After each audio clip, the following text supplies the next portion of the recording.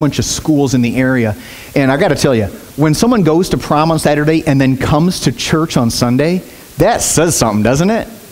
Man, that says something. So I'm just impressed. And Alexis isn't the only one, you know. I know Thomas and Sarah were there, and probably others. I don't know who all was at prom last night, but God bless you for getting up early after prom and coming to church. Alexis is going to have our reading for us today from Luke 24. So I'm going to turn it over to her. Wait, you need a mic, don't you? Well, I guess you could shout really loud, but I'll just give you this. Okay. All right. This is from Luke 24, 13 to 21, and 28 to 35. That same day, 2 of Jesus' followers were walking to the village of Emmaus, 7 miles from Jerusalem. As they walked along, they were talking about everything that had happened. As they talked and discussed these things, Jesus himself suddenly came and began walking with them. But God kept them from recognizing him. He asked them, "What are you discussing so intently as you walk along?" They stopped short, sadness written across their faces. Then one of them, Cleopas, replied, "You must be the only person in Jerusalem who hasn't heard about all the things that have happened there the last few days." "What things?" Jesus asked. "The things that happened to Jesus, the man from Nazareth," they said. "He was a prophet who did powerful miracles, and he was a mighty teacher in the eyes of God and all the people. But our leading priests and other religious leaders handed him over to be condemned to death, and they crucified him. We had hoped he was the Messiah who had come to rescue Israel. This all happened 3 days ago." By this time, they were nearing Emmaus and the end of their journey. Jesus acted as if he were going on, but they begged him, "Stay the night with us, since it is getting late." So he went home with them, and they sat down to eat. He took the bread and blessed it. Then he broke it and gave it to them. Suddenly their eyes were opened, and they recognized him, and at that moment he disappeared. They said to each other, "Didn't our hearts burn within us as he talked with us on the road and explained the scriptures to us?" And within the hour, they were on their way back to Jerusalem. There they found the 11 disciples and the others who had gathered with them, who said, "The Lord has really risen. He appeared to Peter."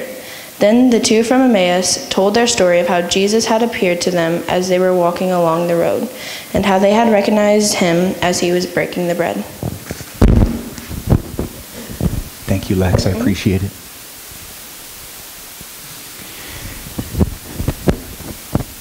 You know one of the worst questions to be asked? Don't you recognize me? Oh, I hate that. I hate it when people ask me that. Hate it, hate it, hate it, hate it. When somebody asks me that question, I've got 2 options at that point, right? I stand there with a blank expression on my face, which pretty much answers the question, no, I haven't the slightest idea who you are. Or I can wing it, right? And say, "Hey, man, how you doing?" You know, and hope that the next 20 seconds of the conversation reveals who in the world this is. Awkward. Don't you recognize me? I mean, sometimes we don't. Right? Sometimes we don't recognize someone because maybe we haven't seen them in a long time, or maybe sometimes it's out of context. Do you ever have that experience where you see someone and they look vaguely familiar to you, but you're not quite sure how you know them? You ever have that? You know, is that a church person? Do I know that person from school, from the store, from the Y? How do I know that person? I hate that. This inability for me to recognize people right away, this is one of the things that keeps me from going back to my high school reunions. I'm not kidding, it is. I mean, I know that after 25 years, I know that I haven't changed a bit, but all those other people are so much older that I would never recognize them. It's hard to recognize people. We talked a few weeks ago about the need to recognize the people around you that are for you versus the people that are not. You know, how important it is to recognize who is on your side and who isn't. And it's not always easy to recognize those people. You know, it's not always easy because sometimes the bad guys look a lot like the good guys. So it's hard. But today I've got a different challenge for you. I've got a different challenge. Here's what I want to know. Do you recognize, having some issues with my mic, do you recognize when Jesus is near you? Do you recognize when Jesus is near you? And I guess I'm asking that with the assumption that he is near us, right? But I think I'm right. I think I'm right about that, and I think the Bible backs us up. If you look in the book of Hebrews, it says that some people have ministered to angels without even knowing it. Some people have ministered to angels and didn't realize it. And you know what that says is that the barrier between the spiritual world and our physical world is pretty blurred, isn't it? If there's angels among us, if there are angels that we run into on a daily basis, that means that there's really not a lot that separates the spiritual world from our physical world. You know, there's an overlap there. And this shouldn't surprise us. It really shouldn't surprise us. Jesus, in Matthew 25, Jesus is telling about Judgment Day, the last day when everybody is judged. And he says some people are going to be surprised at what they hear. Then the king will say to those on his right, "Come, you who are blessed by my Father, and inherit the kingdom prepared for you from the creation of the world. For I was hungry, and you fed me. I was thirsty, and you gave me a drink. I was a stranger, and you invited me into your home. I was naked, and you cared for me. Wait a minute. I was naked, and you gave me clothing. I was sick, and you cared for me. I was in prison, and you visited me." And he says those people that he's talking to are probably going to be a little confused, right? And they're going to say, "Well, Jesus, we're not exactly sure what you're talking about. I mean, we love you, but we don't ever remember a time when we were face to face with you like that." And this is how Jesus answers that. "I tell you the truth. When you did it to one of the least of these, my brothers and sisters, you were doing it to me." Isn't that cool? When you were doing it to one of the least of these, my brothers and sisters, you were doing it to me. What does that say to you? What does that say? How do you read it? How do you interpret that? Letting it sink in a little bit? Here's how I interpret it. Every one of us, no matter how young or how old, every one of us, no matter where we live, every one of us, no matter what our context is, every one of us has the chance to recognize Jesus every day. Every one of us has the chance to recognize him. So here's the question. Do you recognize Jesus when he's near you? I don't think it does us any good to feel guilty if the answer is no. But the fact that he is near us, I mean, it's clear that he's near us. He's really, truly near us. The fact that he's near us should probably make us wonder why we aren't recognizing him more often. Shouldn't it? Shouldn't we be asking that question? Why do I not recognize him more often? And I think there's reasons that we don't. You know, sometimes you don't recognize someone if you're not as close to them as you used to be. So if we've maybe drifted away from Jesus a bit, we're not as close to him as we were before, maybe we don't recognize him as much. But I think a huge reason that we don't recognize him is that we get distracted. You know, we get distracted by things. And I think there's three big things that distract us, that keep us from recognizing Jesus. And so I thought it'd be helpful for us to look at these things. If we know what is distracting us, if we know the things that are distracting us, maybe we can look through those and actually recognize Jesus near us. So let's take a look. I think probably the biggest thing that distracts us,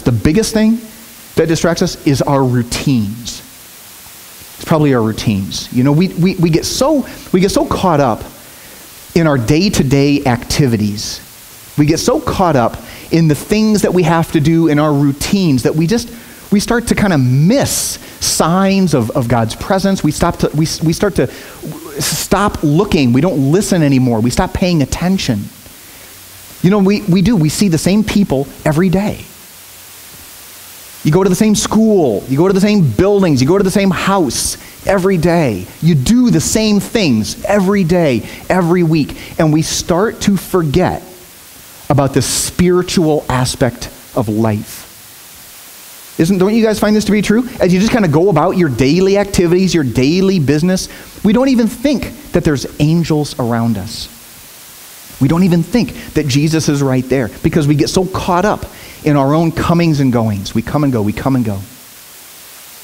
You know, listen, Psalm 121 in the Bible is this great psalm, and it talks about God as our constant source of strength. The last verse says this: "The Lord keeps watch over you as you come and go, both now and forever." And I want you to reflect on that.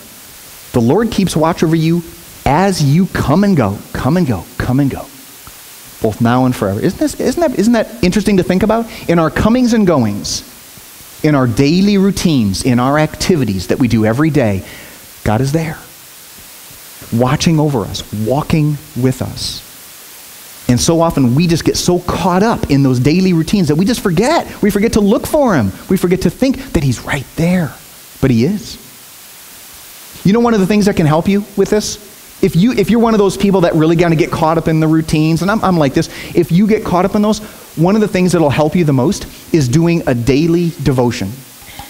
Doing a daily devotion. We've got one out in the hallway called The Secret Place, you know, but they have one called Daily Bread, and there's all kinds of these devotionals that you can get where you're doing one every day. You can find them online. You can go to the Christian bookstore and you can get them there. Or listen, you want the easiest thing to do? Pick up your Bible and read it every day. If you do this every day, I'm not kidding, if you do this every day, and here's a tip, if you can find a way to do it in the middle of the day, it'll be this reminder that not only are you going through your routines, your comings and goings, but God is there with you. He is a part of your routines. And it'll open up your heart to the idea that God may be sometimes breaking into our routines just to say hi. Okay? Doing a daily devotion helps break up those routines because those routines do tend to distract us. They tend to distract us. Another thing that can distract us quite a bit is our own sense of selfishness. It's kind of a self-focused mindset. And this makes sense, doesn't it? I mean, when you think about it, doesn't this make sense that if I'm looking inside all the time, if I'm looking at me all the time, I tend to miss anything that's going on out here because I'm looking inside. Doesn't that make sense?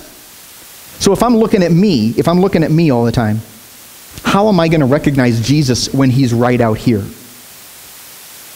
You know, it's so easy for us to slip into this selfish mindset. It really is so easy. And honestly, I think this is probably the distraction that the devil uses most often. If you don't watch out for you, who's going to? That's what he wants you to ask, right? That's what he wants you to ask. If you don't watch out for yourself, who is going to? And he wants you to ask that question, and he wants you to become so consumed with your own wants, your own needs, your own desires. Who's taking care of me? Who's taking care of me? That you just miss anything else that's happening around you. And that's easy, isn't it? I mean, that appeals to our human nature, doesn't it? Our human nature is me first human nature. It is. But you look in the Bible, you look at how Jesus was, he wasn't that way, was he? Jesus was God first, others second, me third. That's how he was. Goes against our human nature, goes against what we normally feel. So if this is something that you struggle with, I'll tell you the answer. You know what the easiest way to battle through that is? Find a way to help someone else. I know that sounds overly simplistic. I know it does. But think back with me to that time when Jesus is welcoming people into the kingdom.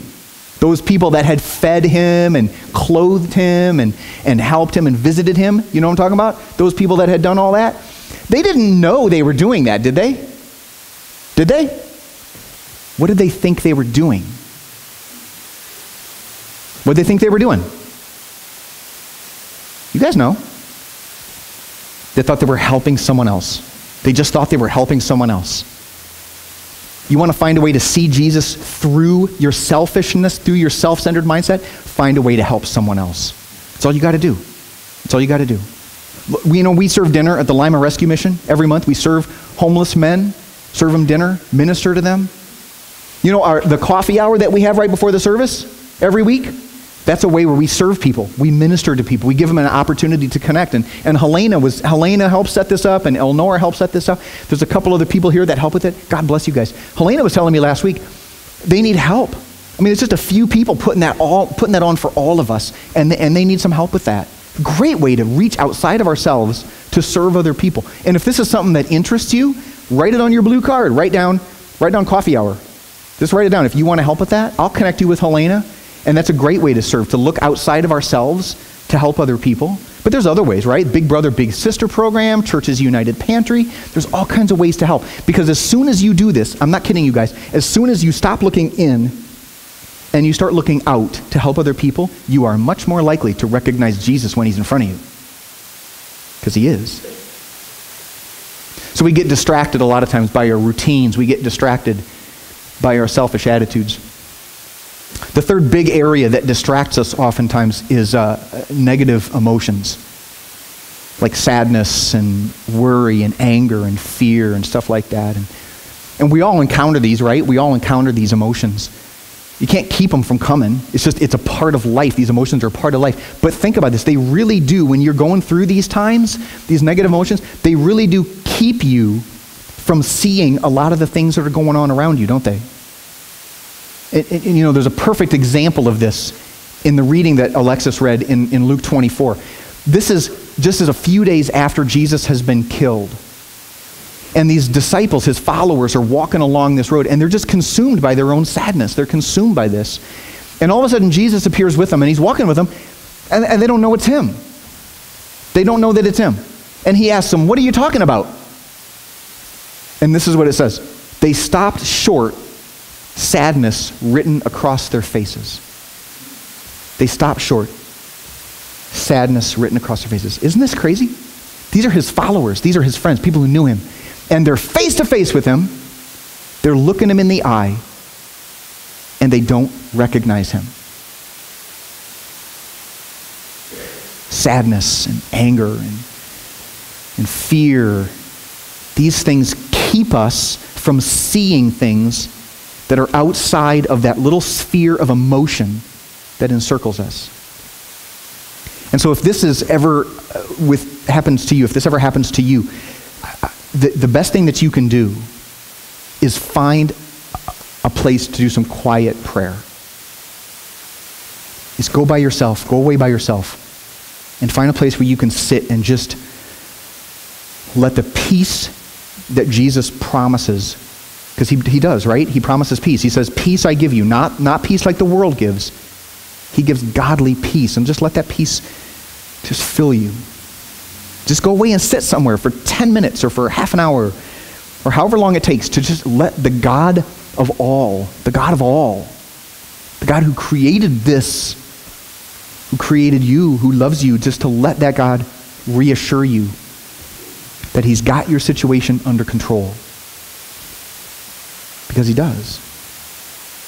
The emotions want us to think that he doesn't. But he's got it under control. The other thing that can help a lot of times with those negative emotions, dispelling those negative emotions, is getting together with other faithful people. Fellowship with other faithful people can really help dispel those negative emotions. Look at what happened. Those followers that were with Jesus that day, look what ends up happening. As they sat down to eat, Jesus took the bread and blessed it. Then he broke it and gave it to them. Suddenly their eyes were opened and they recognized him. Isn't that cool? It would have been so easy for them to stay stuck in their sadness. Jesus, in the story it says Jesus was going to keep walking. He was going to keep walking. And they invited him to come and be with them. They didn't even recognize him yet. They invited him to come and be with them. And in breaking the bread, their eyes are opened and they see him. How cool is that? To see that Jesus is right in front of you. That even in our sadness and fear and worry, all those negative emotions, that he's been right there the whole time. Last week, Steve Hines, when he brought the message for us, he said there's a lot of people in our world who believe that God, they don't see God. They think he's nowhere. They think he's nowhere. They don't recognize Jesus. But we who have faith in him, we who trust in him, we understand that Jesus is now here, right? You just move the dash. Jesus is now here. Look at this table up here, you guys. I mean, you got to look through the mics, but look at this table. The bread and the cup. This is what Jesus was doing with those guys, those followers, when they had their eyes opened. He was sharing this meal with them. He was sharing this meal with them. Do you know the same can happen today? You know that? Just use the time that we have before we share this meal together. Use this time to just reflect that on God's presence that is now here. That he is now here. Ask God to show himself to you. I'm going to give you the easiest homework assignment you've ever had. Easiest homework assignment ever. Ready? Ask Jesus to open your eyes and open your hearts so you see him in this meal that we're going to share together in a little bit. Ask him to help you see him as we break bread together. In Revelation chapter 3, Jesus says this, and he's saying this to you. Look, I stand at the door and knock. If you hear my voice and open the door, I will come in and we will share a meal together as friends. It's a pretty clear invitation there, guys. Jesus is now here. He's in your life. He wants to be a part of your journey. He wants you to open your eyes and open your heart and see. He wants to be invited in. We just got to look past the distractions, the routines, and the selfishness and the negative emotions, and we just got to see, recognize that Jesus is now here. I'm going to invite you to pray with me as our ushers come forward this morning.